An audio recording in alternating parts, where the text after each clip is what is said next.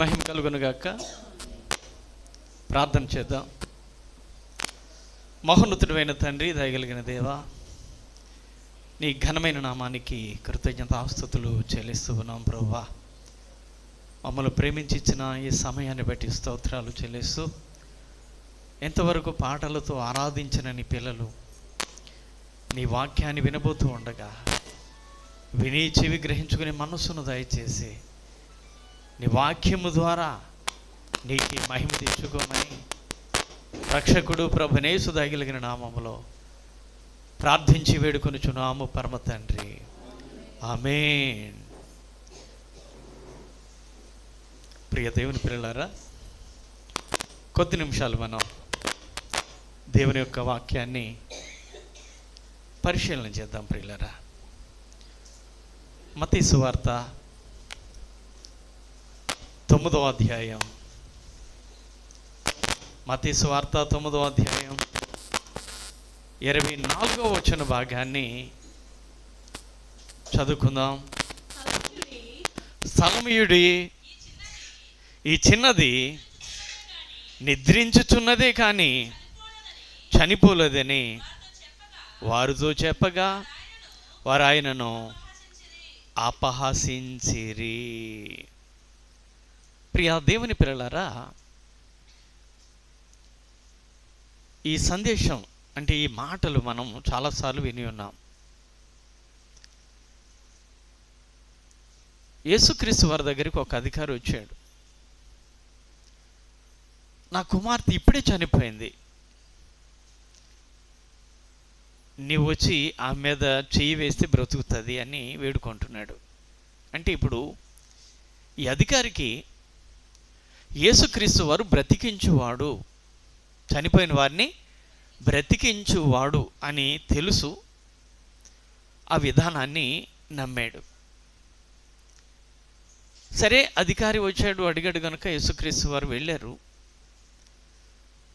ఇప్పుడు చనిపోయిన ఆ వ్యక్తి దగ్గర కొంతమంది చేరి అక్కడ గోల చేస్తున్నారు.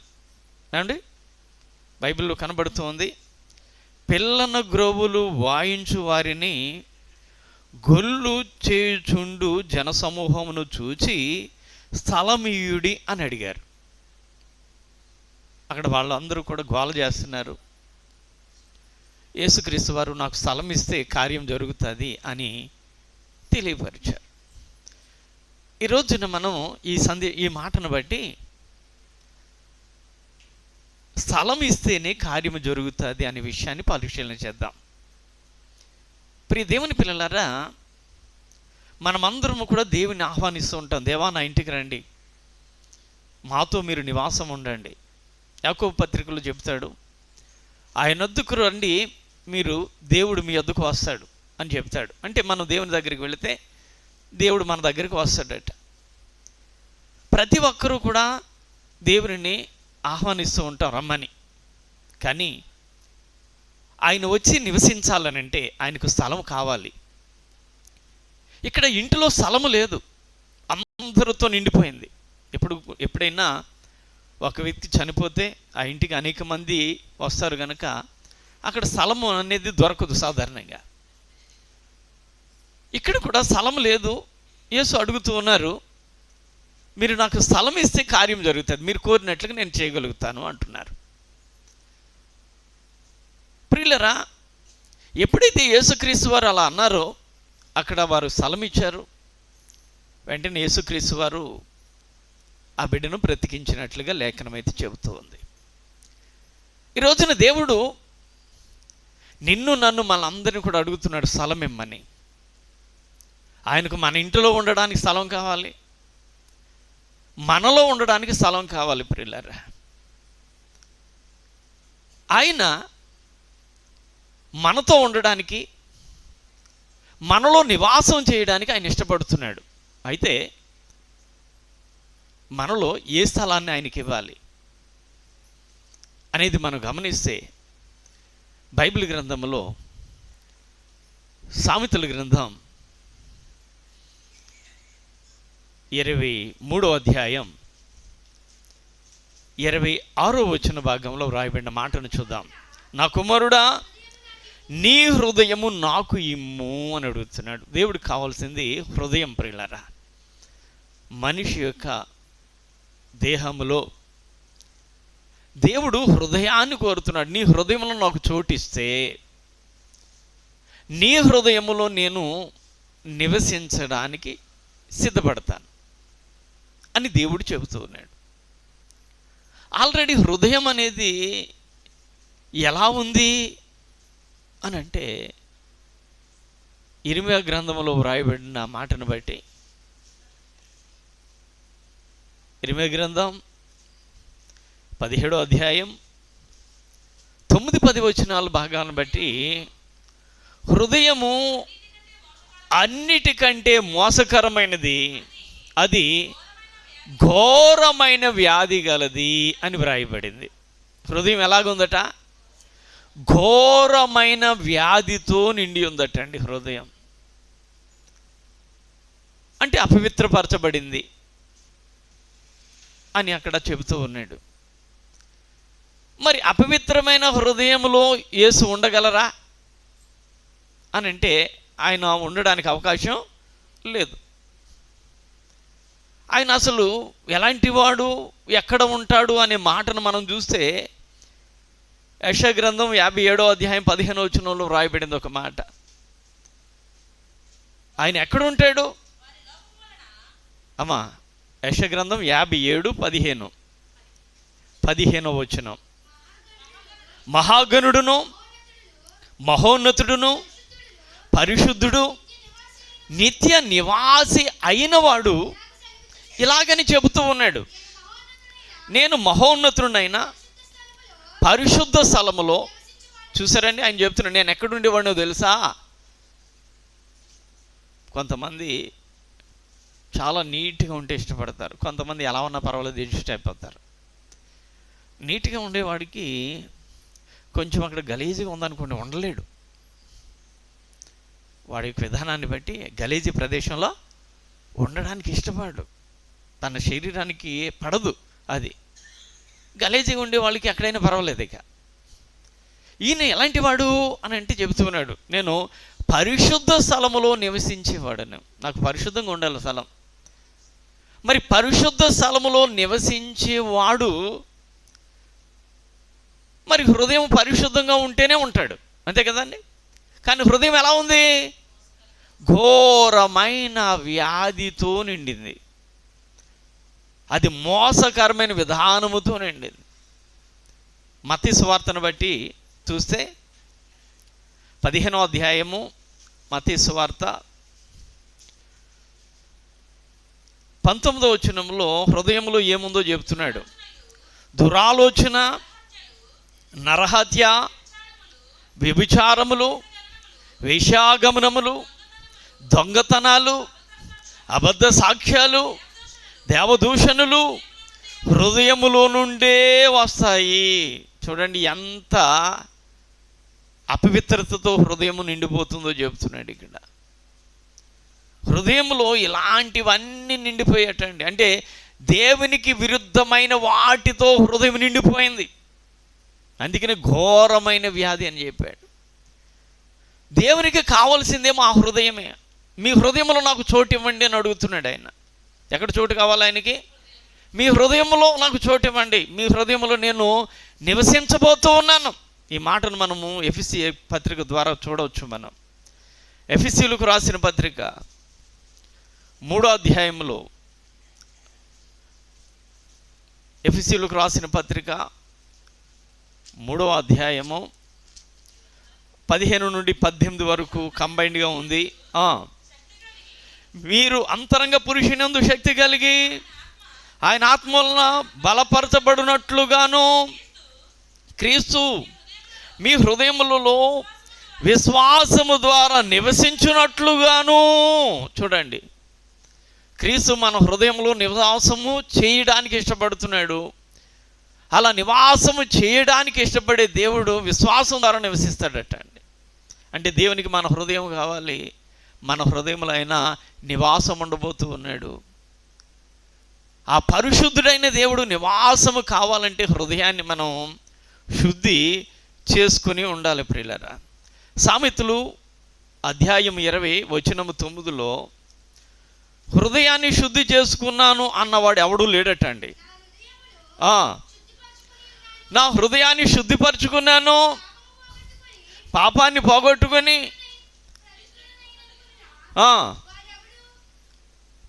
మరొకసారి చదవండరా. నా హృదయాన్ని సిద్ధపరచుకుని ఉన్నాను, పాపాన్ని పోగొట్టుకొని పవిత్రుడును అయితిని అనుకొనినా తగిన వాడెవడు?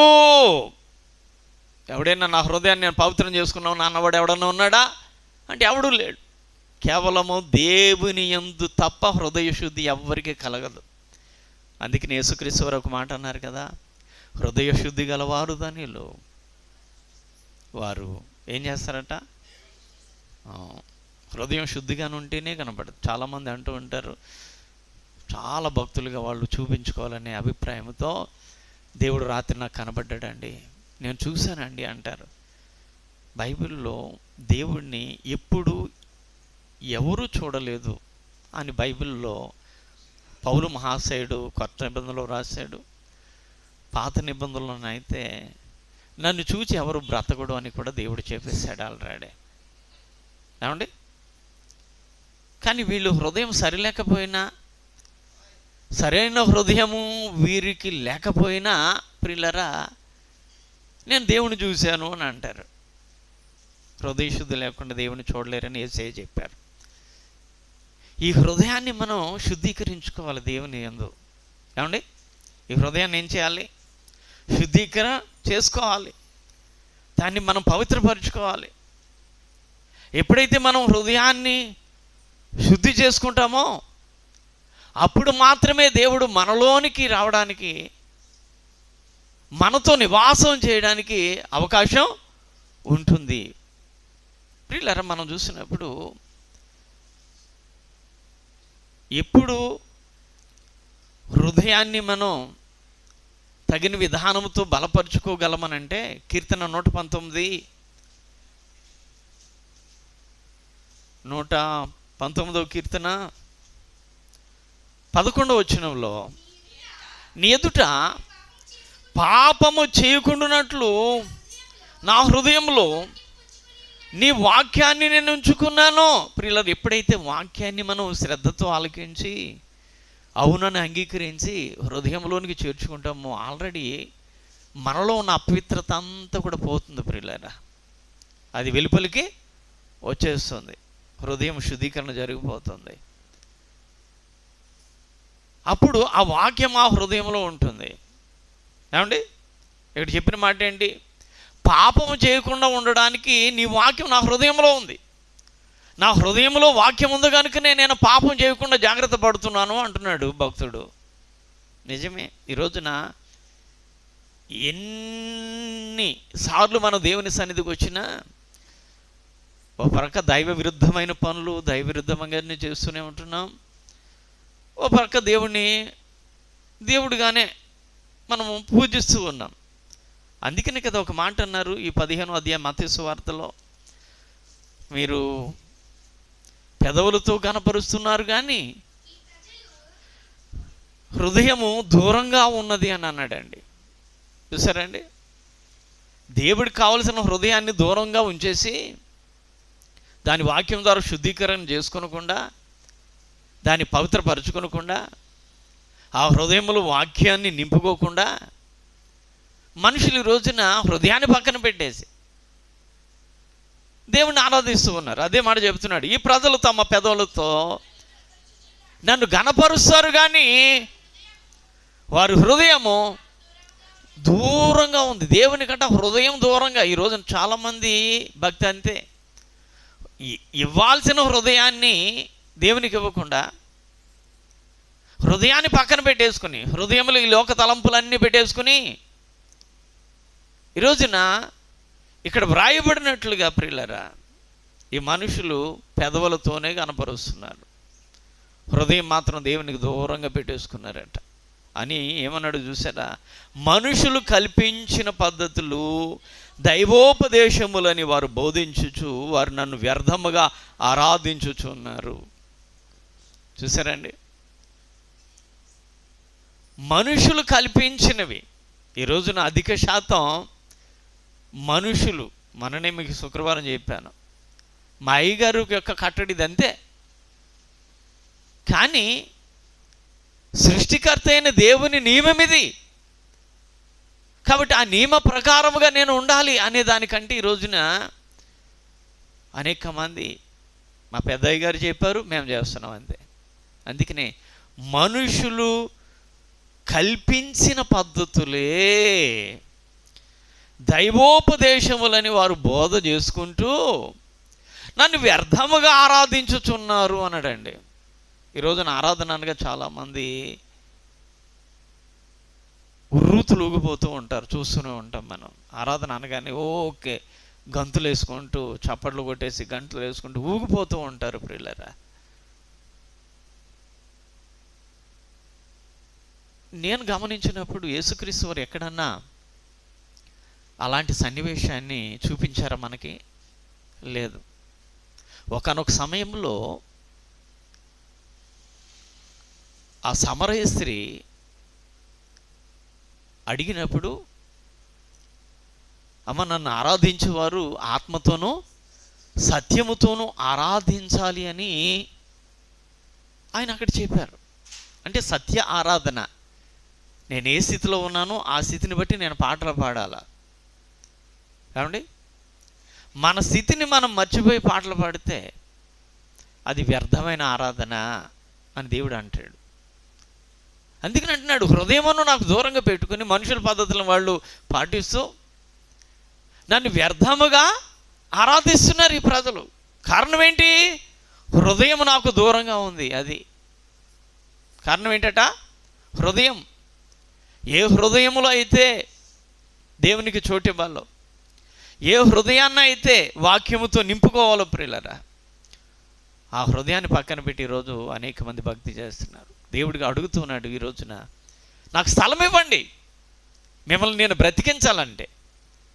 మనం కూడా ఈ రోజున చాలామంది క్రైస్తవ సమాజంలో చచ్చిన వారుగా ఉన్నారు. వాళ్ళు బ్రతికించాలంటే దేవుని వాక్యం కావాలి. ఏమండి, దేవుని వాక్యము ద్వారానే వారు బ్రతుకుతారు. నీ వాక్యము నన్ను బ్రతికించుచున్నది. భక్తుడు అన్నాడు కదా, నీ వాక్యమే నన్ను బ్రతికించుచున్నది.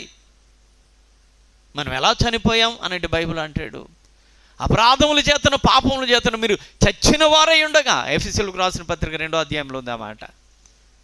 మనిషి పాపం చేత చచ్చిపోయేటట్టండి, యేసుక్రీస్తు వారి ద్వారా బ్రతికించబడ్డాడు. కాబట్టి చచ్చిన వారిని బ్రతికించాలంటే, అంటే పాపము చేత చనిపోయిన వారిని మనం అర్థం చేసుకోవాలి. లోకంలో నుండి వెళ్ళిపోయిన వారిని కాదు ఇక్కడ ఈ మాట అర్థం. పాపముల చేత చనిపోయిన వారిని మన దేవుని వాక్యం చేత బ్రతికించుకోవాలి. అలా బ్రతికించుకోవాలంటే మనలో ఆయనకు స్థలము కావాలి, మనలో ఆయనకి స్థలం ఇవ్వాలి. పరిశుద్ధుడైన దేవుడు పరిశుద్ధ స్థలంలోనే ఉంటాడు కనుక మనం చూడండి, ముందుగా మనం చూసినప్పుడు ఆ ఇంటిలో దైవ విరుద్ధమైన రీతిలో గోల, బొబ్బలు పెడుతున్న గోల పెడుతూ ఆ పిల్లని గురువులు వాయిస్తూ ఉన్నారు. వాళ్ళు అల్లరిగా ఉన్నారు. వీళ్ళనందరినీ తొలగిస్తే నేను కార్యం చేస్తాను అన్నాడు.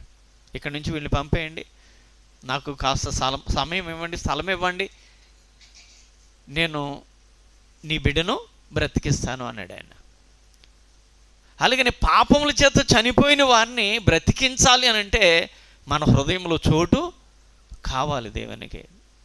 మన హృదయాన్ని మనం వాక్యముతో నింపుకోవాలి ప్రియులారా. మనకి బైబిల్ గ్రంథంలో, సామెతల గ్రంథంలో 4వ అధ్యాయంలో కొన్ని మాటలు కనబడతాయి. చూద్దాం ఒకసారి మనం. సామెతల గ్రంథం 4వ అధ్యాయం వచనం 20ని చూడండి ఒకసారి. నా కుమారుడా నా మాటలు ఆలకించు, నా వాక్యానికి చెవియొగ్గు, నీ కన్నుల ఎదుటి నుండి దాన్ని తొలగిపోనివద్దు, నీ హృదయము వాటిని భద్రం చేసుకో. దొరికిన వారికి అవి జీవాన్ని, వారి సర్వ శరీరానికి ఆరోగ్యాన్ని ఇచ్చును అన్నాడండి. చూసారండి, నా వాక్యమునకు చెవియొగ్గి నీ కన్నుల ఎదుట నుండి వాటిని తొలగించుకుంటే నీ హృదయమందు నీ కన్నుల ఎదుట నుండి వారిని తొలగిపోనీయకము. అంటే వాక్యం ఎప్పుడు కూడా మన కళ్ళ ఎదుట ఉండాలి. మన ఒక ఆవిడ అడుగుతోంది, అయ్యగారండి మా బిడ్డకి రాత్రి భయంకరమైన కళ వచ్చిందట అండి. ఒకే రాత్రి కాదు, అలాగే ప్రతిరోజు రాత్రి కళ వస్తున్నాయటండి, ప్రార్థన చేయండి అయ్యగారు అంది. నేను ప్రార్థన చేసే ముందు ఆ పాపతో అన్నాను, అమ్మా నీకు భయంకరమైన కళలు రాకుండా ఉండాలి అని అంటే నువ్వు పడుకునే ముందు వాక్యాన్ని చదువుకో. నువ్వు వాక్యం ఎంత ఎక్కువగా చదువుకుంటావో అంతగా నీ మనసులో వాక్యం నింపబడి నీకు భయంకరమైన కళలు రాకుండా ఉంటాయి, భయాందోళన పోతాయి. వాక్యం చదువుకో అన్నాను. బైబిల్లో కూడా దేవుడు చెబుతున్నాడు, నీ కన్నుల ఎదుటి నుండి వాటిని తొలగిపోనీయొద్దు. ఏటిని? వాక్యాన్ని. ఎప్పుడు కూడా వాక్యం మన కళ్ళ ఎదుట కనపడుతూ ఉండాలా, అది దృశ్య రూపకంగా కనపడాలి మనకు వాక్యం. ఎప్పుడైతే వాక్యం మనకు కనపడుతూ ఉంటుందో ప్రియులారా, వాటిని మన హృదయములో జాగ్రత్తగా భద్రం చేసుకుంటే అప్పుడు సర్వ శరీరానికి ఆరోగ్యాన్ని కలుగు చేస్తుందట వాక్యం. 3వ అధ్యాయంలో కూడా మనం చూసినప్పుడు హృదయపూర్వకముగా దేవుని యొక్క మాటలు మనం గైకొనాలట. వాక్యమనే హృదయం అనే పలక మీద వాటిని వ్రాసుకోవాలట. అప్పుడు ప్రియులరా మనము మంచి వాళ్ళం అనిపించుకునే అవకాశం కలుగుతూ ఉంటుందట అండి. చూడండి 3వ అధ్యాయము సామెతల గ్రంథం 1 నుండి 3వ వచనం వరకు. నా కుమారుడా, నా ఉపదేశాన్ని మరవద్దు, నా ఆజ్ఞలు హృదయపూర్వకముగా గాయకొనుము, అవి దీర్ఘాయువు, సుఖజీవంతో గడిచే సంవత్సరాలు, శాంతిని నీకు కలుగు చేయును. చూసారండి, ఈరోజు శాంతి లేక ఎంతోమంది బాధపడుతూ ఉన్నారు, శాంతి సమాధానాలు లేవు. ఇక్కడ అంటున్నాడు హృదయపూర్వకముగా దేవుని యొక్క ఆజ్ఞలు గైకొనాలటండి. మన వాక్యం వింటున్నాం కానీ హృదయపూర్వకంగా అర్థం చేసుకోవట్లా. అందుకని పదే పదే చెప్పినా కానీ వాళ్ళకి జ్ఞాపకం ఉండటం లేదు. ఒకసారి చెప్పిన మాట రెండోసారి చెప్పేసరికి వెంటనే గుర్తుకొచ్చేయాలి. ఏమండి, వెంటనే ఆ మాట గుర్తుకొచ్చేయాలి, నిజమే ఫలానా మాట అని. కానీ ఎన్నిసార్లు చెప్పినా గుర్తుకు రావట్లేదని అంటే హృదయంలోనికి చొచ్చుకొని వెళ్ళటం లేదు వాక్యం. అందుకని ఎన్నిసార్లు చెప్పినా కానీ వాళ్ళు దాన్ని స్వీకరించలేకపోతున్నారు. ప్రియ దేవుని పిల్లలారా, ఇక్కడ అంటూ ఉన్నాడు, నీవు నా ఆజ్ఞలు హృదయపూర్వకంగా అర్థం చేసుకున్నప్పుడు నీకు దీర్ఘాయువు ఉంటుంది, సుఖజీవంతో గడిచే సంవత్సరాలు కూడా ఉంటాయి, శాంతి కూడా ఉంటుంది. మనం హృదయమార అర్థం చేసుకోవాలి. ఎవరైనా ఏదైనా మాట అన్నారనుకోండి, వాళ్ళు ఎందుకు అన్నారు, ఏ భావంతో అన్నారు, దేని నిమిత్తమే అన్నారు. చూడండి, చెడుగుగా వెళ్ళేవాళ్ళు చాలా బాగా అర్థం చేసేసుకుంటారు చిన్న మాటని కదా, కానీ మంచి విధానంలోకి వెళ్ళే వాళ్ళు అర్థం చేసుకోలేకపోతున్నారు. ప్రియులారా, మనం హృదయపూర్వకంగా అర్థం చేసుకోవాలట. ఇంకా ముందుకు వెళ్తే అంటున్నాడు, సత్యాన్ని దాయిని విడిచిపోనివ్వకూడదు అంటున్నాడు. వాటిని కంఠభూషణముగా ధరించుకున్నట్లయితే, నీ హృదయమనే పలక మీద రాసుకున్నట్లయితే దేవుని దృష్టి యందును మానవుల దృష్టి యందును దయ పొంది మంచివాడు అని అనిపించుకుంటారట అండి. మంచివాడు అనిపించుకోవాలని అంటే ఎలా ఉండాలి అంటే ఇక్కడ చెబుతున్నాడు, హృదయం అనే పలక మీద దయా సత్యము అనే వాటిని మనం కలిగి కంఠభూషణముగా ధరించుకొని ప్రియులరా పలక మీద వాటిని వ్రాసుకున్నప్పుడు, హృదయం అనే పలక మీద దేవుని యొక్క వాక్యం ఉండాలి ప్రియులరా. ఈ హృదయం అనే పలక మీద ఏముండాలట, దేవుని వాక్యం హృదయంలో ఉండాలి ప్రియులరా. హృదయంలో ఉంటేనే దేవుడు మనలో నివాసము చేస్తాడు. హృదయంలో లేకపోతే ఆయన నివాసం చేయడు. ఆయన నివాసం చేస్తేనే మనకు మేలు. ఆయనకు స్థలం ఇచ్చారు కనుకనే ఆ కుమార్తె బాగుపడింది. మన హృదయంలో కూడా మనము దేవునికి చోటిస్తేనే మన జీవితాలు కూడా బాగుపడతాయి ప్రియులారా. మనం అన్యాయంగా వెళ్లకుండా ఉండాలంటే హృదయంలో దేవుని వాక్యం ఉండాలి. అది మనల్ని ఏం చేస్తుందంటే పాపము చేయకుండా కాపాడుద్ది. ఇందాక చదువుకున్నాం కదా, నేను పాపము చేయకున్నట్లు నా హృదయంలో నీ వాక్యము ఉంచుకున్నాను అన్నాడు.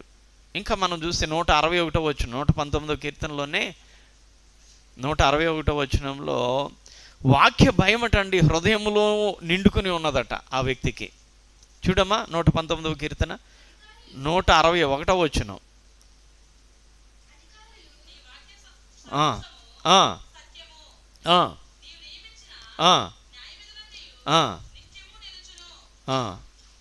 అమ్మ 119వ కీర్తన 161వ వచనం, 161వ వచనం.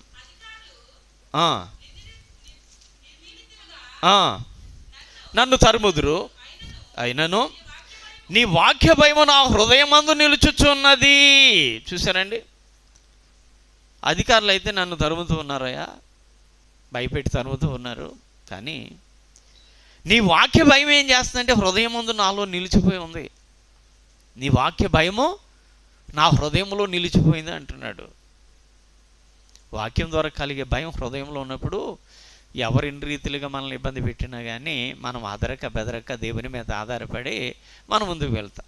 ఏమండి, ప్రతి సమయంలో నా దేవుడు ఉన్నాడులే, ఎందుకంటే ఆయన సమయోచితమైన ఆలోచనలు ఇస్తాడు ప్రియులారా. ఎప్పుడు ఎక్కడ ఎలా మనం ఉండాలి అనేది ఆయన సమయోచితమైన రీతిలో ఆలోచనలు కలిగిస్తాడు. ఆలోచన పరంగా మనల్ని నడిపిస్తాడు ప్రియులారా. అందుకనే హృదయంలో దేవుని యొక్క వాక్యము నిలిచి ఉండే ప్రయత్నం అయితే మనం చెయ్యాలి అని బైబిల్ స్పష్టంగా తెలియపరుస్తుంది. యోహాను మొదటి పత్రికలో ఒక మాటను చదువుకుందాం.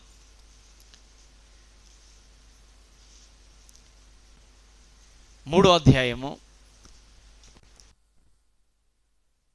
యోహాను మొదటి పత్రిక 3వ అధ్యాయము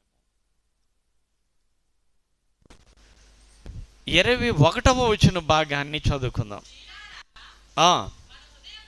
మన హృదయము మన యందు దోషారోపణ చేయని ఎడల దేవుని ఎదుట ధైర్యము గలవారు మగుదము.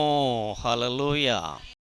చూసారండి, దేవుని దగ్గర మనం ధైర్యంగా ఉండాలంటే పాపం చేసేవాడు జడిచిపోతాడు, భయపడిపోతాడు. ఏమండి, పాపం లేనివాడు ధైర్యంగా ఉంటాడు. మనందరికీ తెలుసు, ఆదాము హవ్వలు తప్పు చేశారు, పాపం చేశారు. దేవుడు వచ్చేసరికి భయపడి దాక్కున్నారు. మనం ఎప్పుడు దేవుని ఎడల ధైర్యంగా ఉంటామనంటే, ఇక్కడ అంటున్నాడు, నీ హృదయమే నీ మీద దోషారోపణ చేయని పరిస్థితి వచ్చినప్పుడు, నీవు దేవుని సన్నిధికి వెళ్తున్నావు, నీ పరిస్థితి ఎలా ఉందో నీకు తెలుసా అని హృదయం మన మీద ఆరోపణ చేస్తుందట అండి. ఎలా ఉండి నీ దేవుని సన్నిధికి వెళ్ళడం కరెక్టేనా, వెళ్ళి బలారాధనలో పాలు పంపులు పొందడం కరెక్టేనా అని అంటదట అండి. కానీ చాలామంది ఏం చేస్తారంటే దాని గద్దెంపులు పట్టించుకోకుండా ఎంతమంది లేరు, ఎంతమంది చేయట్లేదు. నేను చాలాసార్లు చెప్తాను, ఎప్పుడు కూడా ఎంతమంది లేరు అనే మాట మనం అనకూడదు, మనకు అనవసరం. అది దేవుడు నీకు చెప్పాడు, నువ్వు పాటించు, అంతేనా. నాకంటే పెద్దవాడి, నాకంటే ఎప్పటి నుంచో ఉన్న వాళ్ళు చేయగలిగింది వీళ్ళు చేయగలిగింది నేను చేస్తే తప్ప అంటే అసలు నీ అంత అజ్ఞాని, నీ అంత మూర్ఖురాలు మరొకరు లేరు అని చెప్పి గమనించాలి. ఎప్పుడు కూడా ప్రియులారా, మనం ఎప్పుడు కూడా మన భక్తిని ఇతరులకు ఆపాదించడానికి లేదా ఇతరులను బట్టి మనం ఎప్పుడు కూడా భక్తి నేర్చుకోవాలంటే బైబిల్ గ్రంథంలో ఉన్న భక్తులను చూస్తే చాలు, భక్తి అలవర్చబడుతుంది మనకి కదండి. ఈ లోకంలో కొంతమంది, చాలామంది మేము భక్తులు అన్నట్టుగా చెబుతారు, సాక్ష్యాలు కూడా వాళ్ళు ప్రకటిస్తారు ప్రియులారా. కానీ కొద్ది రోజులకే వారిని మనం చూసినప్పుడు తొట్టిపోతారు, తొలగిపోతారు ప్రియులారా. ఒకనొక రోజు నేను ఒక ఆలోచన కలిగి ఉన్నాను. ఈ మధ్యకాలంలో దేవుడు అన్ని రకాల వస్తువులు కలిగిస్తున్నాడు కదా. సెల్ ఫోన్లు ఎంత ఉండే సెల్ ఫోన్లు వచ్చినాయి, టచ్ ఫోన్లు వచ్చినాయి, మెమరీ కార్డ్స్ వచ్చినాయి, ఇవన్నీ వచ్చినాయి. నాకు ఒక ఆలోచన వచ్చింది. సాక్ష్యం చెబుతూ ఉంటారు మనవాళ్ళు, సాక్ష్యాలు రికార్డ్ చేసి దగ్గర పెట్టుకోవాలి అనుకున్నాను. ఎందుకు అనంటే, ఈరోజు సాక్ష్యం చెప్పిన ఆ వ్యక్తి 6 మాసాలకి దానికి వ్యతిరేకంగా ప్రవర్తిస్తూ ఉంటారు. అలాంటిది ఒకసారి చెప్పి వాళ్ళకి రుజువుపరచాలి అనే ఆలోచన వచ్చింది, కానీ అమలు చేయలేదు. కారణాలు ఏంటంటే వాక్యం ద్వారా గద్దిస్తేనే వీళ్ళు తగినట్లుగా వాళ్ళు తెలుసుకోలేకపోతున్నారు. ఇప్పుడు వాక్యం ద్వారా ఇక్కడ నిలబడి దేవుని వాక్యాన్ని చెబుతూ ఉన్నప్పుడు కొన్ని సంఘటనలు మనకి చూపిస్తూ ఉంటాడు, దేవుడు తెలియపరుస్తూ ఉంటాడు. ఆ సంఘటనలో మనం కూడా ఉన్నాము అన్నట్టుగా అనిపిస్తూ ఉంటుంది. ఆ సంఘటన నాకు తెలిసి నన్ను బట్టే నేను కూడా దానిలో పాలుభాగస్రాలై ఉన్నాను అని చెప్పి అనిపిస్తుంది. అనిపించినప్పుడు దైవజనుడు వాక్యం ద్వారా నన్ను హెచ్చరించాడు కనుక నేను సరిదిద్దుకోవాలి అనే తలంపు రావాలి, కానీ అది రానంత వరకు కూడా నీ జీవితం మారే అవకాశమే ఉండదు. చాలామంది ఎవరికో చెప్పారు, నాకెందుకు. కొంతమంది అంటూ ఉంటారు, ఈరోజు వాక్యం అండి పలానోళ్ళకి పొడుచుకుందండి, వాళ్ళకి చెప్పి నిన్నేమో వాళ్ళకి పొడుచుకుంటే వాళ్ళు నీకు పొడుచుకుంటుంది, ఎల్లుండి మరొకడికి పొడుచుకుంటుంది. వాక్యం అందరికీ పొడుచుకుంటుంది, పొడుచుకోదా ఏమండి? వాక్యం పొడుచుకుంటేనే మనలో ఉన్న తప్పుని మనం తెలుసుకొని విడిచిపెట్టే అవకాశం ఉండదు. అసలు పొడవబడకపోతే ఎక్కడ మార్పు జరుగుతుందండి? అందుకే నీ వాక్య భయము నా హృదయంలో ఉంది. నా హృదయం నా మీద దోషారోపణ చేయకపోతే నేను ధైర్యంగా ఉంటాను. నా హృదయమే నా మీద దోషారోపణ చేస్తే నేను నీ ఎదుట నిలబడాలి. కాబట్టి ప్రియులారా, మీ హృదయాలు ఎలా ఉన్నాయి? ఇంకా వ్యాధితోటే ఉన్నాయా? ఇంకా అపరితోటే ఉన్నాయా? అలా అయితే మీలో ఆయన నివాసం అయితే చేయడు, కన్ఫర్మ్ అది. అవునా? ఆయన మీ హృదయాల్లో విశ్వాసము ద్వారా నివాసము ఉంటాడు. పరిశుద్ధుడైన వాడు విశ్వాసం ద్వారా నివాసం ఉంటానని సెలవిచ్చాడు. ఆయనకి నీవు స్థలం ఇస్తేనే నిన్ను బాగు చేస్తాడు, నీ కుటుంబాన్ని బాగు చేస్తాడు. నీవు స్థలం ఇవ్వకపోతే నీవు బాగుపడవు, నీ కుటుంబం బాగుపడవు. చాలామంది అంటూ ఉంటారు, ఎన్నో సంవత్సరాలకు భక్తి చేస్తున్నావు. ఏది నీ కుటుంబం మార్పేది? నీ భర్తలో మార్పేది, నీ పిల్లల్లో మార్పేది, నీ కుటుంబంలో మార్పేది. ఏమండి మమ్మల్ని అంటున్నారు ఏంటంటే బాబు, మేము గుడికి వస్తుంటే మా మీద ఆరోపణ. మీదే తప్పు, మీదే భారం. ఏది బాధ్యత? ఏది? నీ కుటుంబం చెడిపోతుంటే నువ్వు రోధించి ప్రార్థించే ఆ మనసేది నీలో? పోతే పోయాడు, నాకెందుకులే, ఆడిపోతే ఏదో రకంగా బతికేస్తాం. ఇలాగే కదండి చాలామంది కొంతమంది తన భర్తలు అజ్ఞానంగా మూర్ఖంగా ఉంటే ఇలాంటి వాడు ఉంటే పోతాడు, మనకెందుకు, నా పని నాది. కుటుంబ వ్యవస్థ ఏర్పడ్డాక దేవుడు వారిని పిలుచుకునేంత వరకు నా భర్త చచ్చిపోవాలి, నా భార్య చచ్చిపోవాలి, నా పిల్లలు చచ్చిపోవాలని ఎవరు అనుకోకూడదు. అలాంటి తలంపు రాకూడదు. కుటుంబం కొరకు భక్తి తెలిసిన వారు ప్రార్థించాలి. అయ్యా నా భర్తను బాగు చేయనైనా, నా భర్త అలా ఉంటే నాకు అశాంతి కదా, నాకు శాంతి ఉండదు కదా, నాకు నెమ్మది ఉండదు కదా. నా భర్తను మారుస్తే, అతను కూలి పనికి వెళ్ళి తెచ్చిన డబ్బులు ఇస్తే కుటుంబం మేనేజ్ అవుతుంది. నా పిల్లలు లోకంలో కలిసిపోకుండా జాగ్రత్తగా ఉన్నారనుకో, వారిని చూసి నేను సంతోషంగా ఉండగలుగుతాను. నీ ప్రార్థన పరమనందున్న దేవునికి చేరాలి. పరమనందున్న దేవునికి చేరాలంటే నీలో ఇది కనబడాలి. ఏంటది? కీర్తన 66:18 చూద్దాం. కీర్తన 66:18. నా హృదయంలో నేను పాపము లక్ష్యము చేసిన ఎడల ప్రభువు నా మనవి వెనకపోవును. అదే అండి, మీరు ఎన్ని సంవత్సరాలు ప్రార్థన చేసిన మీ హృదయములో మార్పు జరగకపోతే, మీ హృదయాలు మీరు మార్చుకొనకపోతే, మీ హృదయాన్ని వాక్యముతో నింపుకొనకపోతే, దేవుడు వాక్యము ద్వారా మీలో నివాసం చేయకపోతే, ఇకను మీ హృదయములో పాపమే కనుక మీరు లక్ష్యము చేస్తున్నట్లయితే మీరు ఎంత ప్రార్థన చేసినా వినడు అని అన్నాడండి. అవునా? ఆయన పాపుల మనవి ఆలకించడు అని ఎరుగుదుము అని అంటాడు యోహాను సువార్తలో. ఆయన పాపుల మనవి ఆలకించడు అని మనము ఎరుగుదుము అంటాడండి. నిజమే, ఆయన పాపుల మనవి ఎప్పటికీ కూడా ఆయన ఆలకించడు. ప్రియులరా, పాపుల మనవి ఎప్పటికీ కూడా ఆయన ఆలకించడు. చూడండి 31:9-31 యోహాను సువార్త నుండి. దేవుడు పాపుల మనవి ఆలకింపడని ఎరుగుదము.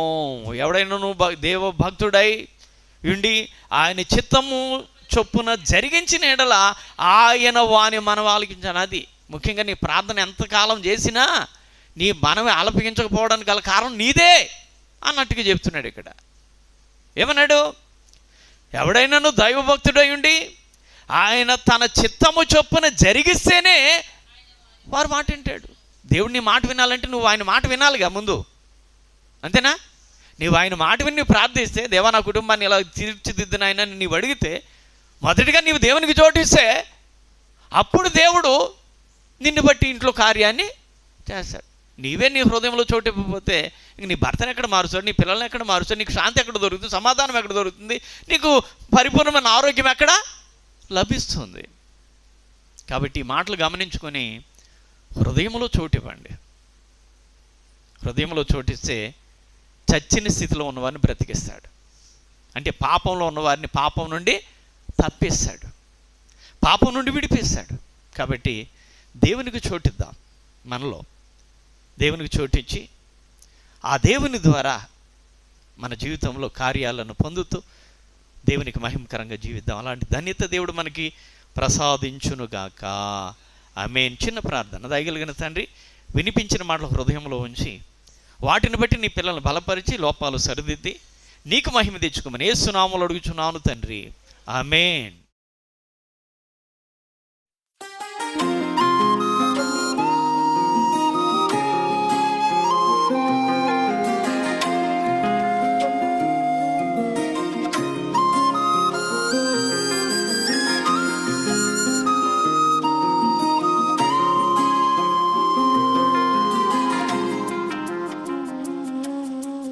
ఆరాధన స్తుతి ఆరాధన, ఆరాధన స్తుతి ఆరాధన.